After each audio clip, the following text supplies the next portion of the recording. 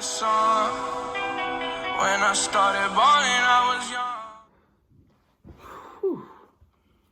What's going on, guys? It's Ez from Shattered Kicks, and today we have our last video of 2019. And for this video, let's hit 19 likes. And I just want to say thank you guys for supporting me. Thank you for those comments on my last video. I really need to focus on YouTube more than, I really see this as a side job, not my full job. But I will take this serious in 2020. And since it's the last day of 2019, let's go on to the top 10 sneakers, in my opinion, that really changed the sneaker culture and that are my favorite sneakers of the decade. Starting off at number 10, we have the Nike Roshi. And the one thing I love about this sneaker was that it was different. It looks like a running shoe, but it's not. But the one thing that really got my attention was this fat cushion on all around the shoe. And even though this sneaker only had like a year, maybe a year and a half, almost 2 years of hype, it really changed the aspect of how we have sneakers now with the big fat material.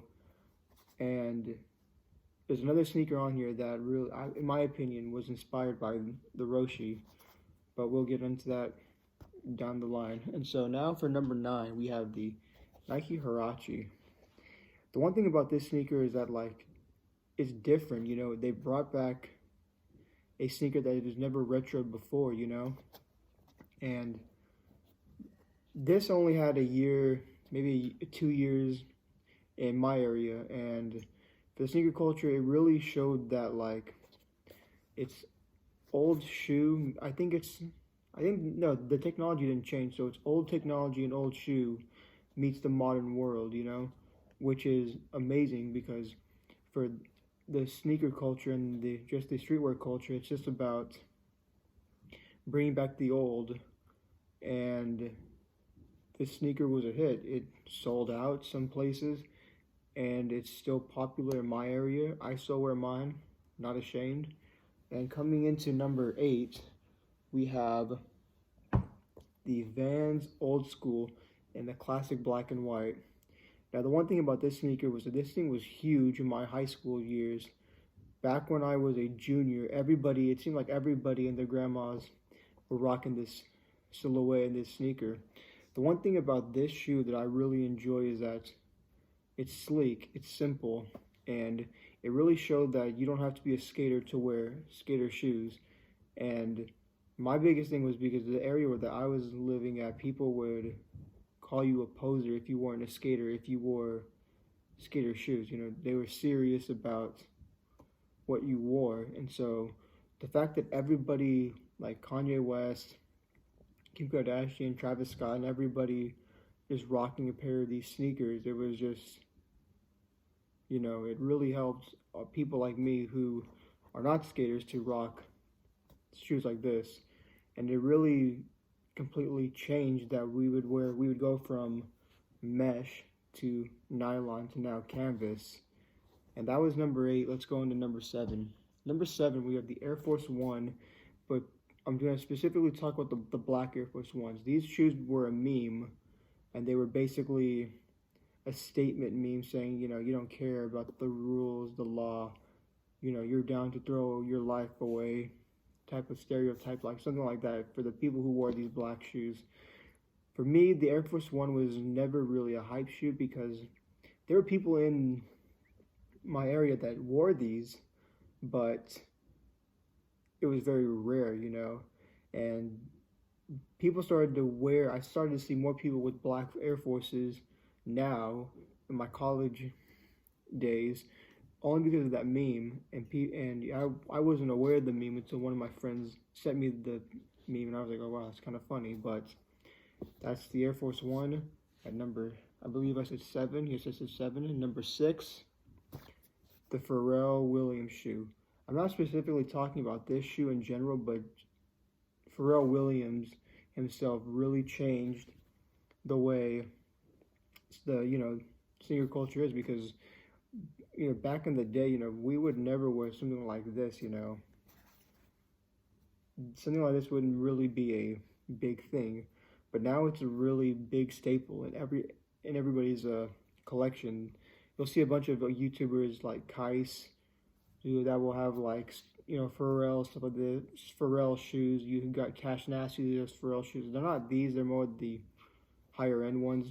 But I can only afford these because they're cheap. I got them on sale, and yeah, that's Pharrell Williams at number 6. Time to go for the top 5. Starting off at number 5, we have the Adidas Stan Smith. And why did this sneaker make the list, you may ask? It's because this shoe this shoe has got more hype now. It's been hyped for a good 3-4 years, and it's really changed the streetwear and the sneaker community because it's leather. This shoe has been taken into the dapper society, and streetwear even adopted this in their own. And it's just to show people that you can dress up a sneaker. I can wear this hoodie and this, and I'll look better than the guy wearing these. And that's a huge thing. We used to go from canvas, nylon mesh, cheap leather, and now we've got good quality leather on a sneaker. That's number 5. And number 4, we have Kobe Bryant. And for me, Kobe has always been a hype shoe. It's always been hype because in my high school, my middle school days, everybody wore these. You weren't cool if you didn't wear a pair of Kobe's. I never had a pair of Kobe's, but now I do. And this colorway in general, back in the day, this was a huge thing. You weren't cool if you didn't wear this color. And to me, I thought this shoe was gonna sell out, so I bought this, and I paid that $180, $190 price, and these went on sale for $100. That's sad.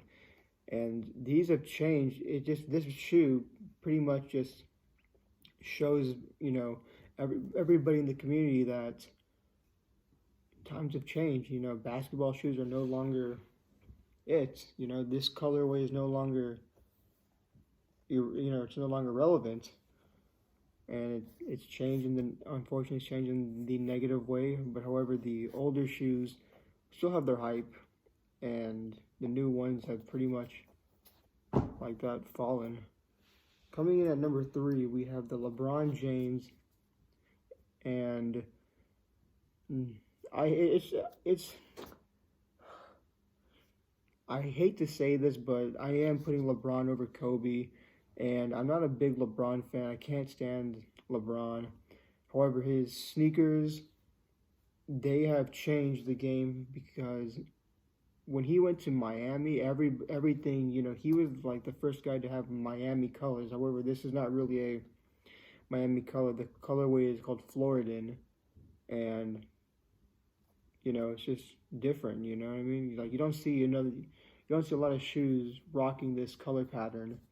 And we actually in the sneaker community, we've gone back to basketball shoes because of LeBron James. LeBron James has done a lot of collaborations with Kit, and it's changed. We've all changed in our own way, and LeBron brought us back to that good old 2010, 2011, 2009 era of wearing, basketball shoes.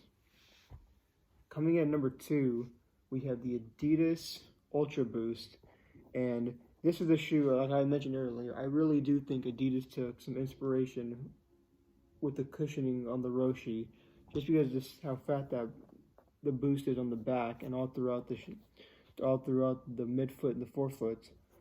This sneaker is huge in this decade. This was the sneaker, that everybody wanted, but only a few got. When my friend first showed me these on Foot Locker, I really didn't think, I'm talking about the OGs, not these, but the ones with the black bottom, the 1.0s, I really thought these sneakers were cool. They were just expensive, $180, That's a lot of money, and I don't have $180. I can't spend that type of money on a sneaker. I was just a high schooler, and once Kanye West wore these in the Chicago Bulls performance game, they sold out everywhere. I had to hunt this pair down on eBay. I had to get these authenticated, and they're real, but we ended up paying $230. That's a lot of money for a pair of sneakers. And this has really changed the aspect of cushioning, because we never really focused on cushioning. It was always on the sleekness, the model, but now it's all about cushioning, which is, a game changer.